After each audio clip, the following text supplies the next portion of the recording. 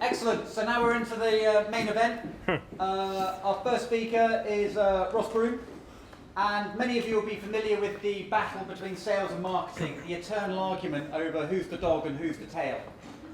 This is a new talk, and I haven't heard about this. It's a new battle between who's the dog and who's the tail, between talent acquisition and HR. Yeah. So Ross is going to give me a nudge, and he's going to talk about how talent acquisition can disrupt HR. So give me a nudge, and we'll go when you're ready. Let's go with it. Go. So that's not mine. That's it. That's it. I'm done. Thanks. Yeah. Moving swiftly onwards. Yeah. I know that's Ross. Yeah, just yeah, that's not mine. Right. Okay. That's interesting. Does anyone know whose slides they are? That's a template. Yeah, I was going to say that's the template. Yeah. Right. Okay. I'll tell you what. We're going to skip straight on to Great news. person. Yeah. That's fine. I'm going to find your Do you want me to slides. resend it? If you could resend it to me, that would be great. I might get that sorted. Yeah. So you've got a That's bit it. more time. Easiest 5 minutes of my life. Set him up. Warm up gig. I think we should give Ross a round of applause for a great thing, a great sport. Do you want to get this one? Brilliant. Alex doesn't get to come back tomorrow. So Yeah, so just obviously it's not actually called Doody Talk Title. It's about how, I know, sorry, disappointing. It's about how talent acquisition can disrupt HR. So there we are. If you want to hit the button, let's go for it. So there's no doubt that there's plenty of good kind of HR professionals in the world. I work with some of them, but we've got to recognise that profession's sick and not in a good way. It's got a problem, and before we kind of look into a diagnosis, I want to try and help you all understand what I think is going on. So HR is really slow. Like that creates a problem for us in-house people. It's one of our key allies is really slow. It makes all our kind of decision making very difficult, and our job just a hell of a lot more difficult in all its entirety. Part of that slowness is because in many cases these days, like all these old school HR folk spend all of their time trying to justify why they exist. They're too busy telling everybody that they do 87 different things at once rather than trying to add any actual true value to a business. And that means that they're too internally focused. They don't have time to understand or inform business decisions. They don't understand the external market. And all too often, they don't even necessarily want to know about it. So what do these behaviours actually result in? It means that after a few years in recruitment and being the age of 33, I actually look like Philip Schofield. But not only that, it's damaging our employer brands, it's damaging our company culture, and in a high-paced, candidate-driven market, it's damaging the future of our workforces as well. So what that means is that talent acquisition teams are in a unique position to be a heartbeat for an organisation.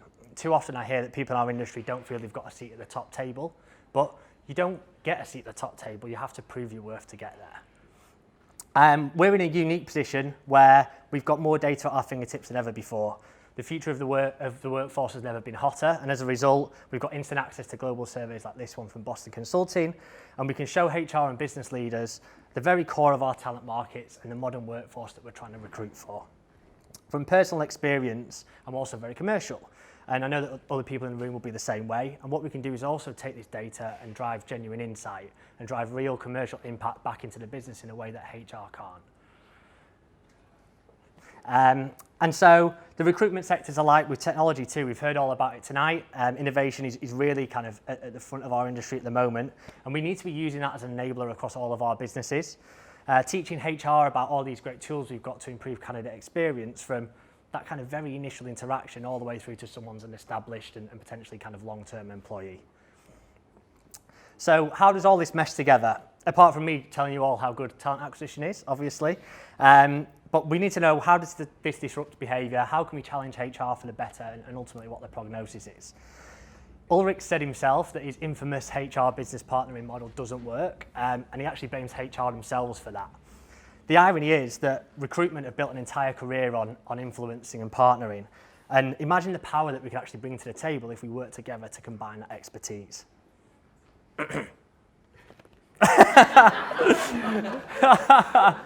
So a single flow of information. Sometimes I think people are working against me. I've still got that baseball bat. Have you? So a single flow of information from the external market through to our internal employee base would mean that we can really understand skill gaps better. It would mean that we could fill roles quicker using a kind of properly diverse, properly kind of inclusive talent pipeline. And what that means is, guess what? Like, if we actually did that together, we'd spend more time doing impactful work. HR wouldn't have to do as much ER, we'd have better retention rates, and that would mean we don't have to do as much repetitive hiring, which means we could go and do more sexy project work ourselves. And ultimately, the end goal is a win-win situation. You know, if we hire great people, that means less work for everybody all around, but it also means that we both look good. And ultimately, if we continue to do this, then slowly and surely, we can start to improve the health of our sick HR colleagues. So, how does this give us our remedy? You know, what I want to finish off on is by focusing on the potential outcomes that talent acquisition professionals like ourselves can do by disrupting the HR behaviour and their ways of working. We all know that the hiring landscape's changing. We've heard about it a lot tonight. We've got excellent AI, automation, talent pipelining, companies driving innovation in how we go to market. But the internal voice of the employee, EVP, employer brand, that's never been stronger, and it's really important and really key to the future.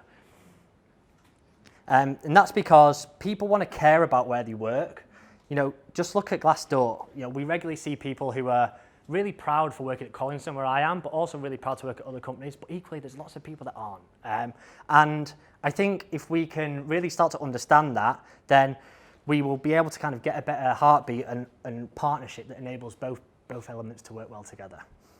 By blending these ways of working, HR and talent can put hiring as a number one priority. You know, all the research shows that trying to kind of replace a lost employee can cost upwards of £40,000, and obviously in a big and scalable company, that cost is humongous. And we need to remember that first impressions become lasting impressions. You never forget your first date or your first drink with the love of your life, and we need to treat candidate, employee, and employer experience exactly the same way. And so, what we should be doing really is playing a leading role in transforming the hearts and minds of both the HR people and our kind of business leaders that we're working with by doing the right thing in the right way with the right tools and the right processes. And that's my duty talk title. Thanks very much.